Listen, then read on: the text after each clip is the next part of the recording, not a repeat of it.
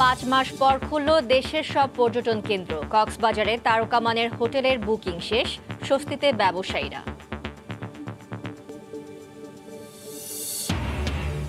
করোনাকালে প্রত্যন্ত অঞ্চলে পৌঁছে যাচ্ছে বিশেষজ্ঞ চিকিৎসকের সেবা। প্রযুক্তির কল্যাণে স্বাস্থ্যসেবায় পরিবর্তন, বন্ধ হবে ব্যবস্থাপত্র ছাড়া ওষুধ কেনা। তুরাগ তীরের জেটিতে চলছে মেট্রো রেলের তৃতীয় ও চতুর্থ কোচ সেটের আনলোড। পরীক্ষা নিরীক্ষা শেষে রাখা হবে ডিপোতে। এ নিয়ে ঢাকায় আসলো 4 সেট ট্রেন।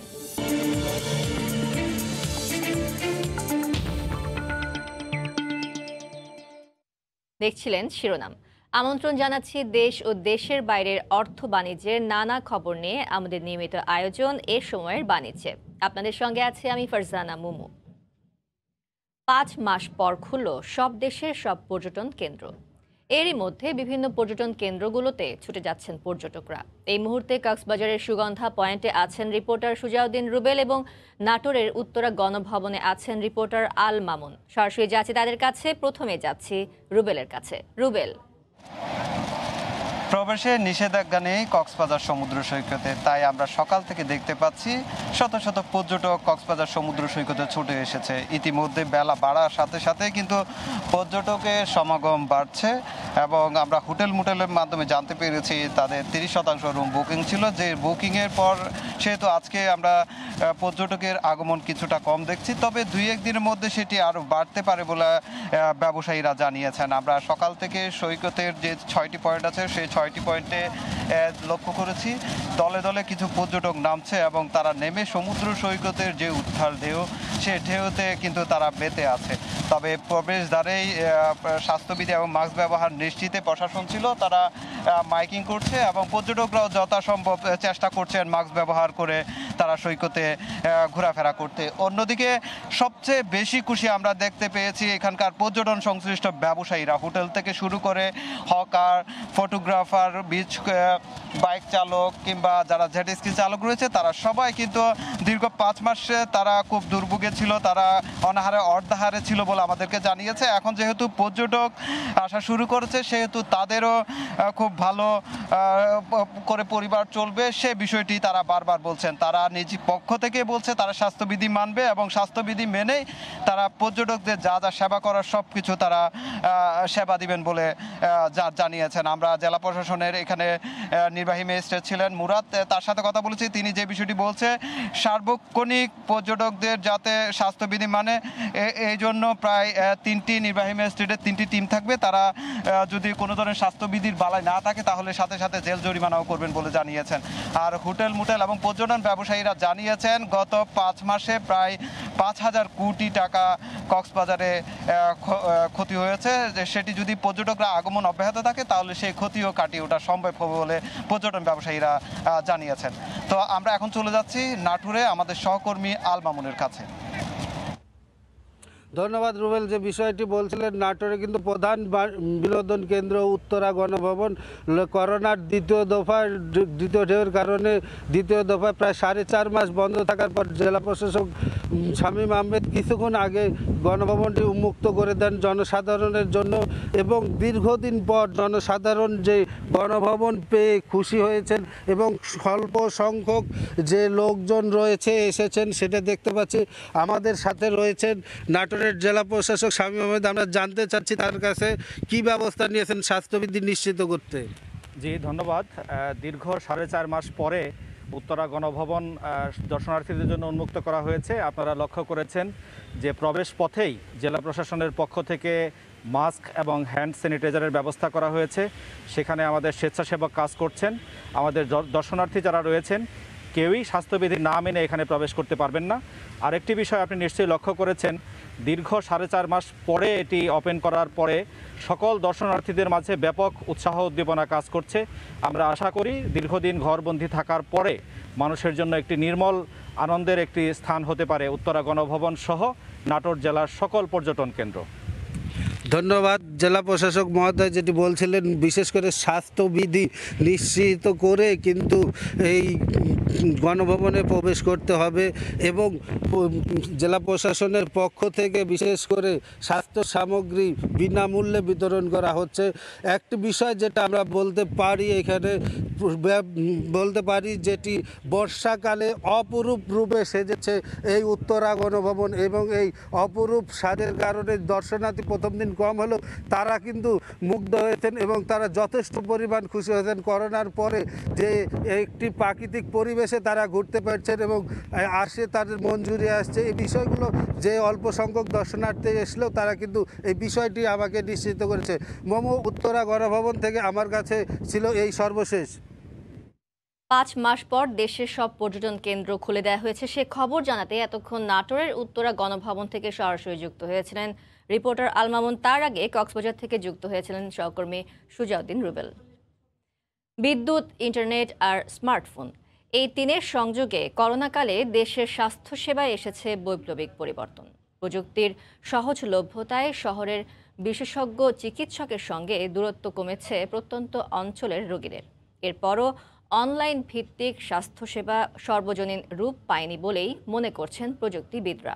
আর তাই টেলিমেডিসিন সহ প্রযুক্তিকেন্দ্রিক সেবা সম্প্রসারণে সরকারের জোরালো ভূমিকা চাইলেন জনস্বাস্থ্য বিশেষজ্ঞরা। তারা মনে করছেন এতে অর্থের অপচয় বন্ধের পাশাপাশি নিয়ন্ত্রণে আসবে অ্যান্টিবায়োটিকের যথেচ্ছ ব্যবহার। জুয়ার ফয়সালের রিপোর্ট। ঢাকা থেকে দক্ষিণের সাগর ঘেঁষা গাবুরার দূরত্ব প্রায় 400 কিলোমিটার। করোনাকালীন লকডাউনে ঢাকায় বসেই বিশেষজ্ঞ চিকিৎসকদের একটি দল চিকিৎসা দিয়ে সুস্থ করে তুলেছে সেখানকার সংকটাপন্ন এক গর্ভবতী মাকে।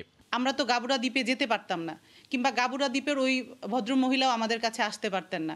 এটা কিন্তু এই তথ্য প্রযুক্তির কারণেই সম্ভব হয়েছে। প্রযুক্তির এমন ব্যবহার ক্রমেই বাড়ছে স্বাস্থ্যসেবায়। এখন শহরের ফার্মেসিগুলোতেও চোখে পড়ে অনলাইন ভিত্তিক ওষুধ বেচাকেনা বা স্বাস্থ্যসেবা প্রদানের রীতি। যদিও আড়াল থেকে রোগীর স্বাস্থ্যের অবস্থা পর্যবেক্ষণ কতটা ত্রুটিমুক্ত তা নিয়েও রয়েছে মিশ্র প্রতিক্রিয়া।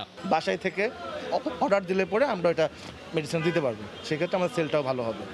খরচ তো ডেফিনেটলি সেভ হচ্ছে, কারণ বাইরে আসলে তার রিক্সা ভাড়া 200-250 টাকা যাবে। রোগীরে সরাসরি ইনভেস্টিগেশন করা, অনলাইনে ইনভেস্টিগেশন করা, এটা রাত দিন পার্থক্য। আবার ঢাকার পাশেই কেরানীগঞ্জের কলাতিয়া বাজারের এই ওষুধ বিক্রেতা আল আমিনের কথাই ধরুন। দৈনিক আয়ের একটা বড় অংশই তার আসে মানুষের বাড়িতে ওষুধ সরবরাহ করে, যার সবগুলো অর্ডারই আসে মুঠোফোনে। প্রতিদিন 4 থেকে 5 হাজার টাকা আমি সন্ধ্যাকালীন ওষুধ নিয়ে যাই, মানুষের বাসায় বাসায় দিয়ে দিই। তবে শহরাঞ্চলের হাসপাতাল কেন্দ্রিক সেবায় প্রযুক্তির ছোঁয়া লাগলেও এখনো তার বাইরে রয়ে গেছে গ্রামীণ হাসপাতাল ও ক্লিনিকগুলো। প্যাথোলজিক্যাল ফুল প্রসেসটাকে আমরা অটোমেটেড করছি।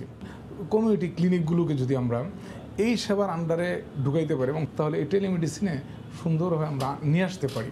এ ধরনের উদ্যোগের পক্ষে জনস্বাস্থ্য বিশেষজ্ঞরাও। তারা বলছেন ফার্মেসি থেকে ব্যবস্থাপত্র ছাড়াই ওষুধ বিক্রি বন্ধে টেলিমেডিসিন সেবার পরিধি বাড়ানোর সঙ্গে যুক্ত করতে হবে বিশেষজ্ঞ চিকিৎসকদেরও। তখন কিন্তু এই অ্যান্টিবায়োটিক যত্রতত্র ব্যবহার করাটা আমরা কন্ট্রোল করতে পারবো। রোগ নির্ণয় ও রিপোর্ট দেয়ায় বর্তমানে ঢাকার 2 শতাধিক হাসপাতাল শতভাগ সহায়তা নিচ্ছে প্রযুক্তির। জুবায়ের ফয়সাল, সময় সংবাদ, ঢাকা। রাজধানীর উত্তরায় তুরাগ তীরের জেটিতে চলছে মেট্রো রেলের 3য় ও 4র্থ কোচ সেটের আনলোড প্রক্রিয়া। এই মুহূর্তে সেখানে আছেন রিপোর্টার রাশেদ বাপ্পি। সরাসরি যাচ্ছি তার কাছে।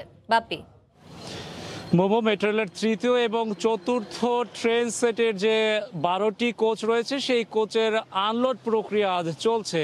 ঠিক কিছুক্ষণ আগেই দ্বিতীয় যে কোচ, সেই দ্বিতীয় কোচটি নিয়ে যাওয়া হলো উত্তরার যে ডিপো রয়েছে সেই ডিপোতে। আমি একটু আমার পেছনটা যদি একটু দেখাই, মোমো আপনি দেখতে পাচ্ছেন আমার পেছনে উত্তরার যে তুরাগ নদের তীরে মেট্রো রেলের যে জেটি, সেই জেটি রয়েছে এবং এই জেটিতে গতকাল 2 সেট ট্রেন অর্থাৎ মোট 12টি কোচ এসে পৌঁছায় এবং এরপর আজ সকাল থেকে কিন্তু এই কোচগুলো আনলোড প্রক্রিয়া শুরু হয়েছে এবং আমরা দেখেছি প্রতিটি কোচ আনলোড করতে প্রায় ঘন্টাখানেকের মতো সময় লাগছে। একটু জানিয়ে রাখি যে এখানে যে বার্জগুলোতে নিয়ে আসা হয়েছে সেই বার্জগুলো থেকে ট্রেনে করে ট্রেনগুলো বিশেষ একটি গাড়িতে তোলা হচ্ছে এবং সেই গাড়িতে করে নিয়ে যাওয়া হচ্ছে হচ্ছে ডিপোতে, এবং সেটি ডিপোতে রেখে আবার ওই গাড়িটি যখন ফিরে আসছে ঠিক তখনই কিন্তু আরেকটি ট্রেন যে কোচ সেটি নেওয়া সম্ভব হচ্ছে, অর্থাৎ একটু সময় সাপেক্ষ। আমরা এখানে এসে কথা বলে জেনেছি আজ 6টি কোচ এখান থেকে নিয়ে যাওয়া হবে, অর্থাৎ একটি ট্রেন সেট নিয়ে যাওয়া হবে এবং আগামীকাল বাকি একটি, অর্থাৎ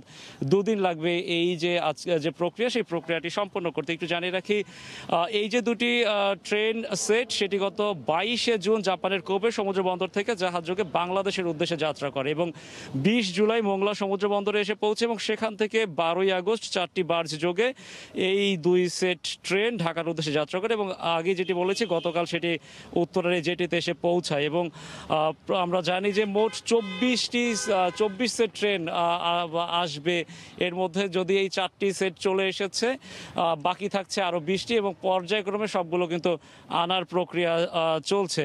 এবং প্রথম সেট কিন্তু ঢাকায় বা আনলোড করা হয় 23 এপ্রিল এবং দ্বিতীয় সেট আনলোড করা হয় 1 জুন এবং সেই 1 জুনের পর প্রায় 2 মাস পরে আবার তৃতীয় এবং চতুর্থ কোচ ট্রেন সেট আনা বা আনলোড প্রক্রিয়া হচ্ছে। এবং আপনি জানিয়ে রাখি যে এই ট্রেনগুলো ডিপোতে নিয়ে যাওয়ার পর প্রায় 19টির মতো পরীক্ষা নিরীক্ষা রয়েছে, সেই 19টি পরীক্ষা নিরীক্ষায় উত্তীর্ণ হতে হবে এই কোচগুলোকে। পরবর্তীতে কিন্তু যত ধরনের যান্ত্রিক পরীক্ষা রয়েছে সেই যান্ত্রিক পরীক্ষা কিন্তু উত্তীর্ণ হতে হবে এই কোচগুলোকে। মোমো, এই ছিল আমার কাছে রাজধানীর উত্তরা থেকে মেট্রো রেলের যে ডিপো বা যেটি রয়েছে সেখান থেকে কোচ আনলোড করার যে প্রক্রিয়া সেই প্রক্রিয়ার সবশেষ খবর। মোমো। উত্তরায় তুরাগ তীরের জেটিতে চলছে মেট্রো রেলের 3য় ও 4র্থ কোচ সেটের আনলোড প্রক্রিয়া। সে খবর জানাচ্ছিলেন এতক্ষণ সরাসরি সহকর্মী রাশেদ বাপ্পি।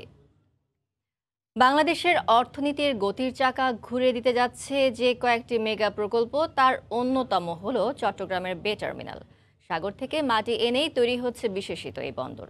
এই মুহূর্তে পতেঙ্গা বে টার্মিনালে আছেন রিপোর্টার কমল দে। সরাসরি চলে যাচ্ছি তার কাছে। কমল। ধন্যবাদ মুমু। আগামীতে বাংলাদেশের অর্থনীতির যে গতি, সেই গতির চাকাকে ঘুরিয়ে দেওয়ার জন্য যে কয়টি মেগা প্রকল্প বাংলাদেশে এখন চলমান রয়েছে তার মাঝে অন্যতম হলো এই পতেঙ্গার বে টার্মিনাল।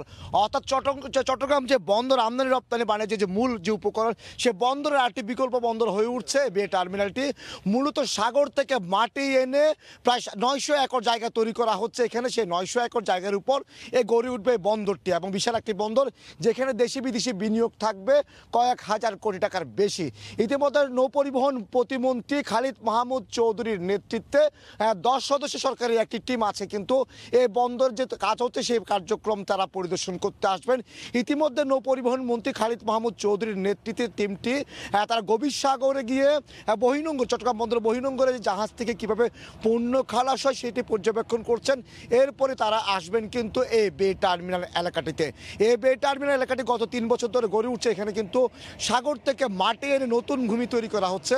সেই নতুন ভূমিতে প্রায় 900 একর জায়গা, তার মাঝে 800 একর সরকারি জায়গা এবং 67 একর জায়গা হচ্ছে বিভিন্ন ব্যক্তি মালিকানাধীন, তাদের থেকে কিন্তু ইতিমধ্যে অধিগ্রহণ সম্পন্ন হয়ে গেছে। এখন চলছে মাটি ভরাটের কাজ। এই মাটি ভরাট হয়ে গেলে কিন্তু শুরু হয়ে যাবে স্থাপনা তৈরির কাজ। অর্থাৎ চট্টগ্রাম বন্দরে যে আরেকটি বন্দর করা দরকার ছিল, যেহেতু জানেন আপনি চট্টগ্রাম বন্দর বছরে প্রায় 30 লাখ বেশি কন্টেনার হ্যান্ডেলিং করছে, 11 কোটি মেট্রিক টনের বেশি কিন্তু পণ্য হ্যান্ডেলিং করছে বন্দর, সেটি চাপ পড়ে যাচ্ছে। তারই সক্ষমতা বাড়ানোর জন্য শুরু হয়েছে এই বে টার্মিনাল তৈরির কাজ। 3 বছর আগে বে টার্মিনাল কাজ তৈরি শুরু হয়, এখন জমি অধিগ্রহণের কাজও সম্পন্ন হয়ে গেছে এবং স্থাপনাগুলো তৈরি শুরু হবে 2026 সালের মধ্যে। কিন্তু এই বন্দর পুরোদমে কিন্তু তারা অর্থাৎ যে অপারেশনাল কার্যক্রম সেটিতে চলে যাবে। এখানের মধ্যে প্রায় 4টির বেশি জেটি হওয়ার কথা রয়েছে, তার মধ্যে একটি জেটি বন্দর নিজেরাই পরিচালনা করবে আর বাকি 3টি হয়তো জেটি বিদেশি বিনিয়োগকারীদেরকে দেওয়া হতে পারে, এমনটিও সিদ্ধান্ত হতে যাচ্ছে। অর্থাৎ আগামীতে দেশের অর্থনীতি চাকাকে ঘুরাতে গেলে কিন্তু এই বে টার্মিনাল হয়ে উঠবে মূল মুখ্য এবং সেটি দেখার জন্য নৌ পরিবহন প্রতিমন্ত্রী খালিদ মাহমুদ চৌধুরীর নেতৃত্বে 10 সদস্যের প্রতিনিধি দল কিছুক্ষণের মধ্যে বে টার্মিনাল এলাকায় আসবেন।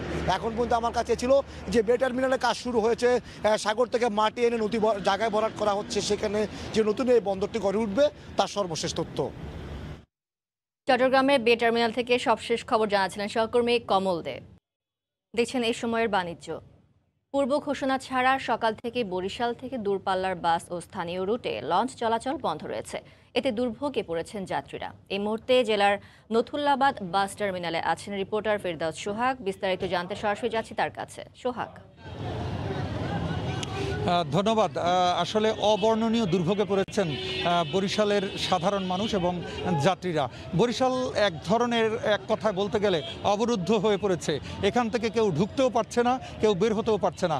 আমরা একটু দেখাবার চেষ্টা করছি যে বরিশাল বাস টার্মিনালে রয়েছে, কেন্দ্রীয় বাস টার্মিনালে আমরা এখানে কিন্তু অসংখ্য মানুষ অর্থাৎ যাত্রী বরিশাল থেকে যারা বিভিন্ন গন্তব্যে যাবেন এরকমের অসংখ্য যাত্রী রয়েছেন এখানে। তারা কিন্তু দাঁড়িয়ে আছেন সেই সকাল থেকে, কিন্তু কখন যে বাস চলাচল শুরু হবে কেউ কোনো কুলকিনারা পাচ্ছেন না, কেউ কোনো ইনফরমেশন পাচ্ছেন না। এবং এখানে আসার পরে আমরা যাত্রীদের সাথে কথা বলে জানতে পেরেছি যে বিভিন্ন দেশের বিভিন্ন জায়গা থেকে মানুষ এখানে এসেছিলেন, যারা বিভিন্ন গন্তব্যে নিজ নিজ গন্তব্যে যেতে চান কিন্তু তারা যেতে পারছেন না।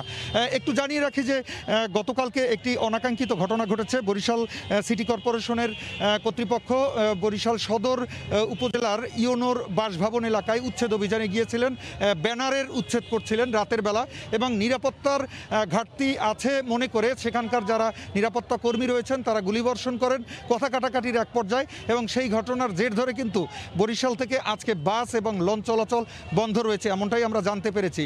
তো এই ঘটনায় মামলা হয়েছে কিনা অথবা আসামি কাদেরকে করা হয়েছে এ বিষয় নিয়ে কিছুক্ষণ আগেই বরিশালের অতিরিক্ত পুলিশ কমিশনার জনাব এনামুল হকের সাথে আমি কিছুক্ষণ আগে এই জায়গাটিতে তিনি এসেছিলেন। আমি কথা বলেছি, তিনি সুনির্দিষ্ট কোনো জবাব আসলে দেননি, তবে তিনি এটুকু বোঝাবার চেষ্টা করেছেন যে আইনের গতিতে চলবে এবং বেশ কয়েকজনকে আটক করা হয়েছে।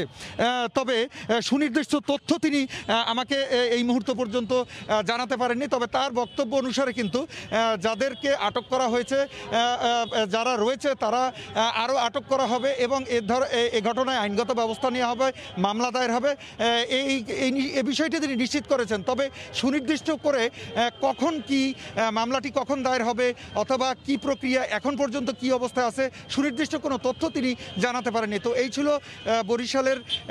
বরিশালের কেন্দ্রীয় নথুল্লাবাদ বাস টার্মিনাল থেকে যে বাস চলাচল বন্ধ রয়েছে তার সর্বশেষ তথ্য। বরিশালের নথুল্লাবাদ বাস টার্মিনাল থেকে সবশেষ খবর জানাচ্ছিলেন সহকর্মী ফিরদাউস সোহাগ। মাদক মামলায় ফের রিমান্ড ও জামিন আবেদনের শুনানির জন্য চিত্রনায়িকা পরিমণিকে আদালতে তোলা হচ্ছে। এই মুহূর্তে সিএমএম আদালতে আছেন রিপোর্টার আফজাল হোসেন, সরাসরি চলে যাচ্ছি তার কাছে। আফজাল, পরিমণিকে আদালতে হাজির করা হবে কিছুক্ষণের মধ্যেই। আমরা দেখতে পাচ্ছি যে আদালতের যে গারদখানা রয়েছে সেখান থেকে তাকে বের করে তাকে 22 নম্বর কোর্টে নেওয়া হবে, অর্থাৎ মুখ্য মহানগর হাকিম আদালতের যে 8 তলা রয়েছে সেই 8 তলায় কোর্ট, সেই 8 তলায় তাকে নিয়ে যাওয়ার যে প্রস্তুতি সেটি আপনারা দেখতে পাচ্ছেন। এখন আইন শৃঙ্খলা বাহিনীর যে তাকে আদালতে হাজির করার ক্ষেত্রে যে নিরাপত্তা বেষ্টনী গড়ে তোলা হয়েছে, যেহেতু পরিমণিকে আদালতে আনা হয়েছে, আমরা আদালতে দেখেছি যে আদালতে যেমন সাধারণ মানুষের ভিড় রয়েছে, আইনজীবীদেরও কিন্তু ভিড় রয়েছে। পরিমণিকে দেখার জন্য অনেকে কিন্তু আশপাশের এলাকা থেকে এসেছেন। সেই ভিড় সামাল দিতেই কিন্তু পর্যাপ্ত সংখ্যক নিরাপত্তা রক্ষাকারী বাহিনী অর্থাৎ পুলিশ পুরো গারদখানা থেকে আদালতে বেষ্টনী দিয়ে অর্থাৎ একটু ঢাল তৈরি করা হয়েছে যেন পরিমণি নির্বিঘ্নেই আদালতে উপস্থিত হতে পারেন, সেটি কিন্তু আমরা দেখতে পাচ্ছি। গারদখানার তথ্য বলছে যে তারা পরিমণিকে বের করে নিয়ে আসা হচ্ছে। আপনারা দেখতে পাচ্ছেন যে এখন পরিমণিকে বের করে নিয়ে আসা হচ্ছে গারদখানা থেকে, আপনারা হয়তো সেই দৃশ্যটি দেখলেন। আর বলে রাখি যে আজকে পরিমণির দুটি বিষয়ে শুনানি হবে, একটি হচ্ছে রিমান্ডের শুনানি, আরেকটি হচ্ছে পরিমণির জামিন চেয়ে যে আবেদন আসামিপক্ষ করেছে সেটির শুনানি কিন্তু হবে। সেই শুনানির জন্যই বিচারকের যে নাম নির্ধারণ করা হয়েছে, বিচারক আতিকুল ইসলাম, তার কোর্টে এই শুনানিটি হবে। পরিমণির আইনজীবীরা বলছেন যে আজকে তারা আশাবাদী যে পরিমণি তিনি জামিন পাবেন, কারণ হচ্ছে যে পরিমণির যে মামলাটি হয়েছে এই মামলার সর্বোচ্চ সাজা হচ্ছে 5 বছর, অর্থাৎ সর্বনিম্ন থেকে সর্বোচ্চ সাজা হচ্ছে 5 বছর। এবং এই মামলায় এরই মধ্যে পরিমণিকে 2 দফায় 6 দিনের রিমান্ডে নেওয়া হয়েছে। আজকেও আবারও সিআইডি 5 দিনের রিমান্ড চেয়েছে। এখন পরিমণির রিমান্ড হয় কি হয় না সেই বিষয়টি নির্ভর করছে বিচারকের ওপর।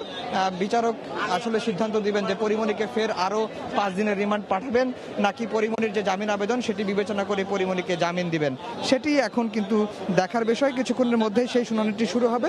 শুনানি শুরু হলে অর্থাৎ আমরা বিস্তারিতভাবে আপনাদেরকে জানাতে পারবো। আর এখন যেটি হচ্ছে যে এখন পরিমণিকে আদালতে হাজির করা হয়েছে, তাকে লিফটে করে, যেহেতু কোর্ট 8 তলায়, তাকে লিফটে করেই কিন্তু কিন্তু আদালতে নিয়ে যাওয়া হবে। আর আমরা দেখতে পাচ্ছি যে পরীমনির আদালতে হাজির করা কেন্দ্র করে গত 16 তারিখে অর্থাৎ 16ই সেপ্টেম্বর পরীমনির জামিন আবেদন করা হয়েছিল। পরীমনির জামিন আবেদন গতকালকেই ধার্য ছিল, কিন্তু গতকালকে ধার্য তারিখে এসে আমরা দেখেছি যে পরীমনির রিমান্ড চেয়ে 5 দিনের রিমান্ড চেয়ে সিআইডি একটি আবেদন করে বসে। এই সিআইডির আবেদনের কারণেই কিন্তু গতকালকে পরীমনির জামিন শুনানিটি হয়নি। আজকে আদালত দিন ধার্য করেছেন, কিছুক্ষণের মধ্যেই এই বিষয়ে শুনানি অনুষ্ঠিত হবে। তো এই ছিল সিএমএম আদালত থেকে আমার কাছে সবশেষ খবর। আমরা হয়তো ধারণা করছি আর আধা ঘন্টার মধ্যেই পরীমনির জামিন এবং রিমান্ডের বিষয়ে একটি ফয়সালা বিচারক দিবেন। তো এই ছিল সিএমএম কোর্ট থেকে আমার কাছে সবশেষ খবর। রিমান্ড ও জামিন আবেদনের শুনানির জন্য চিত্রনায়িকা পরীমনিকে আদালতে তোলা হচ্ছে, সে খবরে এতক্ষণ সিএমএম আদালত থেকে আমাদের সরাসরি জানাচ্ছিলেন সহকর্মী আফজাল হোসেন। দেখছেন এই সময়ের বাণিজ্য। চাল আমদানির ঘোষণার পর নওগাঁর হাটে মন প্রতি 150 টাকা পড়ে গেছে ধানের দাম। যদিও এই দাম পড়ে যাওয়াকে স্বাভাবিক বলছেন ব্যবসায়ীরা। এদিকে চাল আমদানির কথা বলে ধানের এই দাম কমানোকে সিন্ডিকেটের কারসাজি বলে অভিযোগ করছেন স্থানীয় কৃষকরা। ধানের ন্যায্য দাম নিশ্চিত করতে হাটগুলোতে প্রশাসনের তদারকি চান তারা। নওগাঁ থেকে এমআর রকির রিপোর্ট। মৌসুমের শেষ ভাগে ভালো দর পাওয়ার আশায় অনেক কৃষক তাদের গোলায় ধরে রাখেন ধান। এসব ধান বিক্রির জন্য ভোর থেকেই হাটে তোলেন প্রান্তিক চাষিরা। কদিন আগে ভালো দাম পেলেও নওগাঁর চকগড়ি হাটে সপ্তাহের ব্যবধানে এখন মন প্রতি 150 টাকা কমে ধান বিক্রি করতে হচ্ছে তাদের। হঠাৎ এ দর পড়ে যাওয়ায় সংসারের হিসাব মিলাতে পারছেন না তারা। দিন যাচ্ছে আর কমে যাচ্ছে, আবার সামনে হাটে আবার কত কম যাবে তা জানি না। লাভ তো ব্যবসায়ীরাই খায়, আমরা কৃষকরা কি পাই না। ন্যায্য মূল্য আমরা পাচ্ছি না। আমরা তো কৃষক, ধান না বিক্রি চলতে পারবো না। আমার ধানের উপরে আমরা নির্ভরশীল। ধান বেচে আমরা হাট করবো, বাজার করবো, পাড়ি টাকা দেবো, ধান লাগাবো। হঠাৎ ধানের দর পড়ে যাওয়াটাকে ব্যবসায়ীদের কারসাজি মনে করছেন চাষিরা। যদিও ব্যবসায়ীরা বলছেন ভারত থেকে চাল আনার খবরে ধান কিনতে হচ্ছে হিসেব কষে। আমরাও ধান কিনে বিপাকে আছি যে ধান বিক্রি হবে কিনা, প্রতিদিনের ন্যায় দাম কমতেই আছে। ভারত থেকে চাল আসতেছে, এই কারণে আমাদের বড় বড় মিলাররা ভয় করতেছে যে যদি আরো বেশি আমদানি হয় তাহলে চালের দাম পড়ে যাবে, এতে আমাদের লস হওয়ার সম্ভাবনা। জেলায় 76টি অটো আর 650 হাস্কিং মিল পরিচালনায় 7 শতাধিক ব্যবসায়ী রয়েছেন। কৃষি বিভাগের মতে গেল বুড়ো মৌসুমে জেলায় 11,80,000 মেট্রিক টন ধান কৃষকের ঘরে ওঠে। এমআর রকি, সময় সংবাদ, নওগাঁ। দেখছেন এ সময়ের বাণিজ্য। অতিবৃষ্টির কারণে জমে থাকা পানিতে পাটের গোড়ায় পচন ধরায় অপরিপক্ক পাট কেটে ফেলছেন ফরিদপুরের চাষিরা। এতে ফলন বিপর্যয়ের মুখে লোকসানের চিন্তায় দিশেহারা কৃষক। সুমন ইসলামের পাঠানো তথ্য, ছবি নিয়ে রিপোর্ট। দেশের অন্যতম পাট উৎপাদনকারী জেলা ফরিদপুরের দিগন্ত জুড়ে সোনালী আঁশ, পাট আর পাট। অতিবৃষ্টির কারণে নিচু জমিতে পানি জমে থাকায় সবুজ পাটের গোড়ায় পচন ধরেছে। পাশাপাশি অনেক জমিতে মরক দেখা দেয় অনেকটা বাধ্য হয়েই অপরিপক্ক পাট কেটে ফেলছেন কৃষকেরা। চলছে জাগ দেওয়ার কাজ, আবার কোথাও কোথাও আগাম জাতের পাটের আঁশ ছাড়াতে ব্যস্ত চাষিরা। প্রতি বছর বিঘা প্রতি 10 থেকে 12 মণ পাট উৎপাদন হলেও এবছর 5 থেকে 7 মণ পাট উৎপাদন হচ্ছে বলে জানান কৃষকেরা। এতে লোকসানের মুখে তারা। আমরা 2 মাস 1.5 মাস আগে পাট পরে কাটবো, সেই পাট আমাদের রান্না কাটা লাগতেছে। এবছর হলো পাট প্রথম ভালো ছিল, পরে মনে করেন হঠাৎ বৃষ্টি নামে পানি বেঁধে বুঝতে পাটের গোড়া পয়সে পাটের ফলন কমে গেল। পাটের যে দাম তাতে যদি এইভাবে তো কৃষক আমরা টিহিই না, টিহাই থাই না। পাটে আসলে মনে হয় পাইতে 3 মণ 2 মণ 2.5 মণ এরকম হবে। পাটে আমরা এবার ধরা খাই গেছি, বৃষ্টি বদলে নষ্ট হয়ে গেছে। পানি আটকে থাকা জমির পাট দ্রুত কেটে ফেলার পরামর্শ দেওয়া হচ্ছে বলে জানান জেলার শীর্ষ কৃষি কর্মকর্তা। ইতিমধ্যেই আমাদের কৃষক ভাইরা নিচু জমির পাট কাটা শুরু করেছেন। আমরা আশা করছি কৃষক ভাইরা তাদের জমি থেকে ভালো আঁশ পাবেন। জেলায় এবছর 85,077 হেক্টর জমিতে পাটের আবাদ হয়েছে, আর উৎপাদন লক্ষ্যমাত্রা নির্ধারণ করা হয়েছে প্রায় 1,87,170 মেট্রিক টন। এ সময়ের বাণিজ্যের শীর্ষ সংবাদগুলো জানিয়ে দিচ্ছি আরও একবার। 5 মাস পর খুলল দেশের সব পর্যটন কেন্দ্র। কক্সবাজারে তারকা মানের হোটেলের বুকিং শেষ, স্বস্তিতে ব্যবসায়ীরা। তুরাগ তীরের জেটিতে চলছে মেট্রো রেলের 3য় ও 4র্থ কোচ সেটের আনলোডিং। পরীক্ষা নিরীক্ষা শেষে রাখা হবে ডিপোতে। এ নিয়ে ঢাকায় আসলো 4 সেট ট্রেন। এই ছিল এসবের বাণিজ্যের সঙ্গে থাকুন সময়ের।